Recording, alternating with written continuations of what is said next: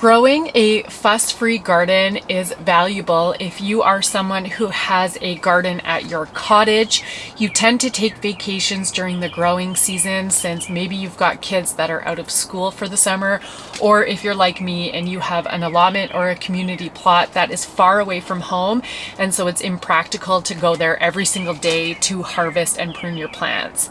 So in today's video, I wanted to take you through 22 different plants that are fuss-free, and I'm going to explain to you in this video exactly what that means and which ones they are, so that way you can grow a garden that doesn't require you to be out there for hours a day every single day, but really you can go there once a week or once every 2 weeks to take care of your garden and still get a really good harvest. If you're new here, my name is Bree from Urban Gardening Canada, and I garden in Ottawa Zone 5. Now, fuss-free plants in the terms of this video are plants that you can plant out. You don't need to prune them every single day. You don't need to harvest them daily. And overall, they're one of those plants that you can plant it and check on it maybe once a week, and they'll be happily able to grow and you don't have to be worried about it. And if you do go on a vacation for a couple of weeks, it's not going to kill the plant as long as you set up a watering schedule for it, and it's not like you are going to come home to a plant that's gone to seed because you just didn't harvest it frequently enough. That is what we're talking about in today's video. So I've broken this up into 3 different types. You have your heat-loving vegetables, those that need a little bit of extra help in order to stay fuss-free, and your perennial vegetables. So let's start with the heat-loving vegetables first. Now, the first one on the list is corn. I love this one because once you get it into the ground and it starts popping up, you really don't have to do anything with it until it's ready to be harvested. So this one is perfect for anybody who doesn't have a lot of time. The biggest threat to corn is when you first plant it, that the seeds don't get dug up, that cutworms don't take the plant down, or that squirrels don't rip the plant down right from the beginning. That is your biggest problem. But after that, you really don't have to worry about it until harvest time. The second is peppers, mild and hot peppers. Hot peppers are even less fussy than your mild ones are, and so these are a great one because they don't have a ton of pests. They're self-pollinating, and they are not going to start producing fruit until later in the season, unless you're growing something like a shishito that is small and harvested when it's green. You don't have to be harvesting your peppers for a while after you plant them in spring, and then they are going to be harvested a little bit more often later on in the summer, but really since they don't have a lot of pests and they don't need a ton of pruning, these ones can be left alone with just some water and some sunshine. The third one on the list is eggplants. These ones are my absolute favorite, and these are similar to peppers. When you plant them in May, you're not going to get production until around August, and so really they're kind of a plant and forget type. You do need to stake them, but you do that right in the beginning of the season, and so this is only something you have to check on maybe once a week or once every 2 weeks, and pruning them is beneficial for them, but again, you don't have to prune them daily or even 2 to 3 times a week, so this is a simple way to take care of them.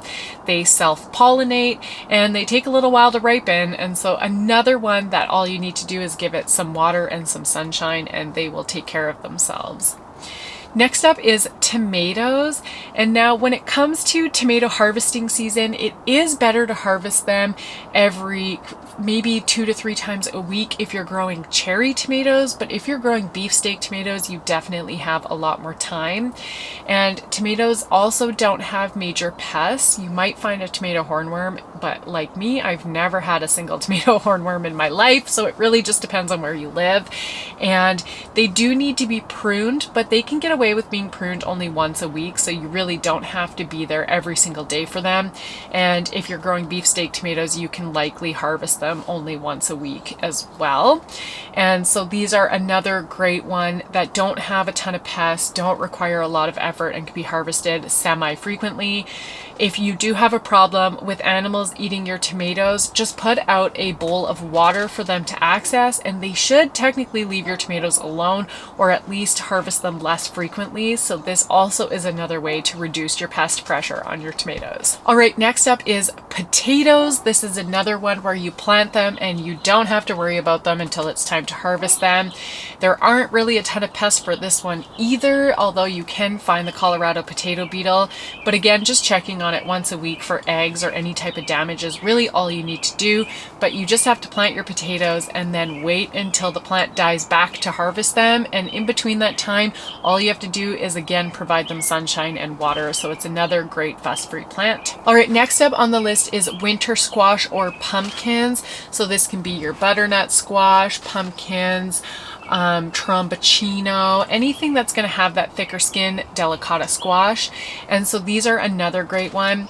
You may get cucumber beetles in your plants, or you might have an issue where you get a bunch of male flowers and female flowers at different times where you need to hand pollinate them. However, this can be done once a week or maybe only 2 times a week, depending on how frequently you can get to your plot or how long you're on a vacation for. If you go away for a couple weeks, you may run into some issues where your plants aren't being pollinated properly, but if you have done a good job of planting flowers in your garden to bring in those pollinators and your cucumber beetles aren't going bananas inside your plants, then nature should take care of the pollination for you. And so these are another one that you can just allow them to sprawl and they will take care of themselves. If you're worried about the squash vine borer for your squashes, just bury the vines in a few different places and hope that it promotes some root growth, so that way if they do damage the main stem, that you have other areas where roots are growing. And so this is something that you can do once a week, and hopefully your plant will grow some new roots to help maintain it. And otherwise you don't really need to put too much time or effort into your squash, and they will just grow for you. So the last two are also long season crops. The first one is garlic. You're going to plant this one in the fall. I have a video on how to grow garlic if you did want to check that one out. And you are going to plant it in the fall. It's going to sprout in the springtime. And then other than harvesting it, if you grow hardneck varieties for the garlic scapes, you really don't have to do anything with your garlic until the end of July usually is when we harvest ours around here. As your greens are starting to die off, you'll know when to harvest it. Same for onions. You're going to plant your onions in the spring, and you really don't need to do much with them unless you want to harvest a little bit of the greens on top to be eating it. You don't have to worry about your garlic or your onions. You don't have to prune them or anything, just again, sunshine and water. If you do have issues with the leek moth, then grow your garlic and onion underneath insect netting. I also have a video on insect netting that you can check out. I'll put the link in the description below. And if you grow them under insect netting, then you don't have to worry about leek moth. You'll want to fertilize your onions and garlic at least once in the season, but again, that's not something that you have to do multiple times in a week, so they are perfect for that fuss-free garden. So before we get into the next part of this video, I did want to mention a course that I have. With grocery prices through the roof, more people are turning to their gardens to save money and feed their families. But what happens when your garden stops producing like it used to? This is why I created a course that teaches you how to grow a stronger, more reliable garden that can survive unpredictable weather, pests, and other challenges, so you don't lose your food to forces you can't control. You can either watch 50 more videos on YouTube on how to protect your garden, or you can get all the information you need in my course. I'll put the link for it below, and you can also grab a free preview of it. All right, let's move on to the next section, which is fuss-free plants that you can grow that do require a little bit of help. And so this is your leafy greens and your brassicas. So I'm just going to list them here and I'll show you what you can do to make them fuss-free. So this includes kale, collard greens, Swiss chard, cauliflower, broccoli, and cabbage. And so what makes these ones fuss-free is that they don't need to be harvested every single day. They can be harvested only once a week. They don't need to be pruned at any point in time. And things like the cabbage, broccoli, and cauliflower are only harvested one time. And so really you have the time from planting to harvesting that you don't have to worry about them. And so to make these plants fuss-free, all you have to do is grow them under insect netting, because the biggest problem with these plants is the cabbage moth. And so as long as you grow them under insect netting, then you don't have to worry about the cabbage moth finding their way to your plants. The main thing you want to do is make sure that the netting stays above your plants at all times. So you may have to raise it the once a week or once every 2 weeks that you are visiting your garden. And so you just want to make sure that the leaves don't touch the netting, because of course the cabbage moth can land on that and lay its eggs on the plant. So you really want to avoid that. So it's really good to plant them all together, because then you can put the insect netting on a single garden or a single row of your garden. And since they don't require pollinators to produce food, it makes perfect sense to plant them all together under that insect netting. And so the final section of fuss-free plants is to plant perennial vegetables and fruits. So this includes asparagus or chives, and they will come back every single year. So you don't really have to do much with them. They'll just show up. And then different fruits such as blueberries, raspberries, blackberries, and haskap, they will come back. You don't have to worry about them. They're just going to produce food for you no matter how many times you visit the garden or not. And then finally, you've got some perennial herbs such as sage, oregano, and mint.